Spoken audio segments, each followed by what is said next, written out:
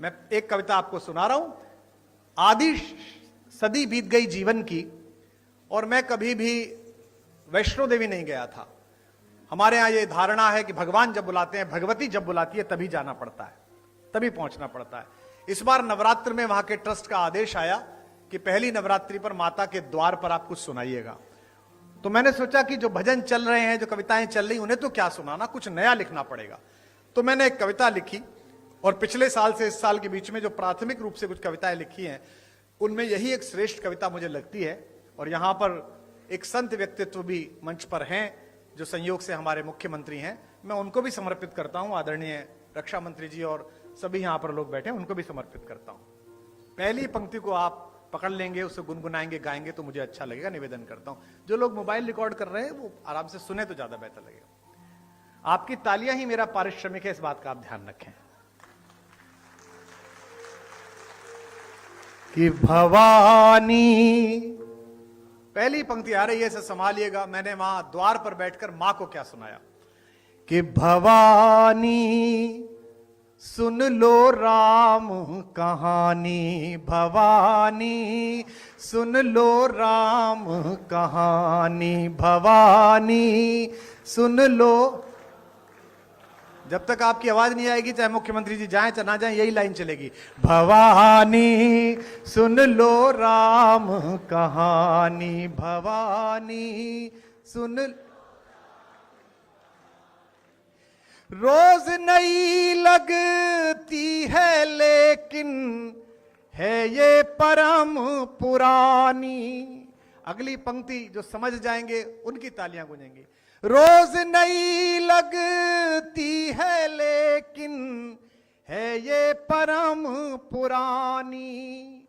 वही कहानी एक जो तुमने, वही कहानी एक जो तुमने दो जन्मों में मानी। भवानी सुन लो राम कहानी, भवानी सुन लो, भवानी सुन लो राम कहानी। इस कहानी में क्या है, जिस कहानी का समर्थन भी बहुत है और विरोध भी पर्याप्त ही हुआ, कि मात पिता का मान भाइयों के स्नेह का मानक। आपकी वाह मिले। मात पिता का मान भाइयों के स्नेह का मानक। सत्य सनातन परंपरा का युग युग अमर कथानक। सत्य सनातन परंपरा का युग युग अमर कथानक। इसको गाकर धन्य हुई ऋषि वाल्मीकि की वाणी। अगली पंक्ति पर पूरा हॉल गूंजेगा। इसको गाकर धन्य हुई ऋषि वाल्मीकि की वाणी। इसकी महिमा, इसकी गरिमा, इसकी महिमा, इसकी गरिमा बजरंगी ने जानी। भवानी सुन लो राम कहानी, भवानी सुन लो राम कहानी, भवानी सुन लो, भवानी सुन लो। अपना कोई आदर नहीं है, कोई सम्मान नहीं है। किसका, कौन इतना कविता का इतना आदर कहां से हो कि इतने महत्वपूर्ण लोग बैठे और अपना समय दें। हम जिसे गा रहे हैं उसका नाम बहुत बड़ा है। पंक्ति पढ़ रहा हूं और पहली पंक्ति पर जो कवि यहां बैठे हैं, साहित्यकार बैठे हैं, उनका स्नेह मिले।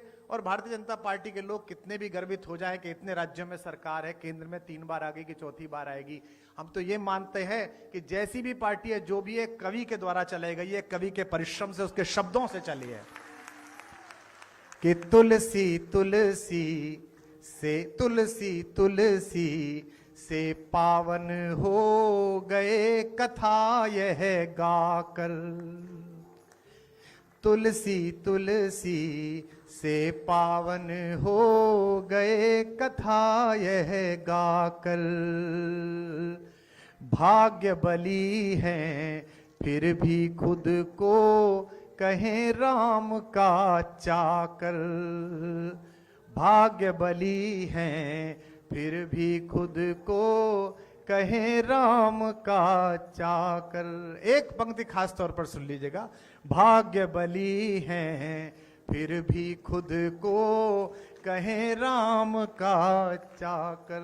जब तक सब नहीं बजाओगे यही चल रही है। भाग्य बली हैं फिर भी खुद को कहे राम का चाकर। यह कोरी कल्पना नहीं है आगम निगम बखानी। यह कोरी कल्पना नहीं है आगम निगम बख। लखनऊ में हाई कोर्ट की एक ब्रांच है। यह देश अद्भुत है। यहां राम हुए हैं या नहीं हुए हैं इस बात का मुकदमा सुप्रीम कोर्ट में 30 साल चला। न्याय के देवता को न्याय के मंदिर में ही पुष्ट कराना पड़ा कि वे वहीं पैदा हुए जहां उनका मंदिर बना है। अद्भुत देश है। और विडंबना देखिए कि जब आखिरी चरण में मुकदमा था उन्हीं दिनों रामनवमी की छुट्टी पड़ गई तो सुप्रीम कोर्ट बंद हो गया। तो हमने मिलॉर्ड से फोन करके पूछा कि अगर नहीं हुए तो छुट्टी क्यों हुई थी, और छुट्टी हुई है तो हुए ही होंगे। तो मैं गोमती के तट पर पंक्ति पढ़ रहा हूं। राम हुए हैं नहीं हुए इसकी गवाही देने के लिए मैं एक पंक्ति लेकर आया हूं। यह कोरी कल्पना नहीं है आगम निगम बखानी। अगली पंक्ति का गवाह अच्छा लगे तो उसकी लहरों के समान तालियां उठती देखूं। यह कोरी कल्पना नहीं है आगम निगम बखानी। युग युग से इसका साक्षी है, युग युग से इसका साक्षी है मां सरयू का पानी भवानी। सुन लो नी भवानी, सुन लो भवानी, सुन लो। आपकी आवाज कम आ रही है। भवानी सुन भवानी। अंतिम बंद इस कविता का पढ़ रहा हूं कि वंचित वनवासी गिरिवासी। देखिए नया परिवर्तन होता है सोच में, संस्कार में। वर्षों से चली आई एक पद्धति बदलती है तो चीजें कसमसाती हैं। ये कसमसाहट का दौर है।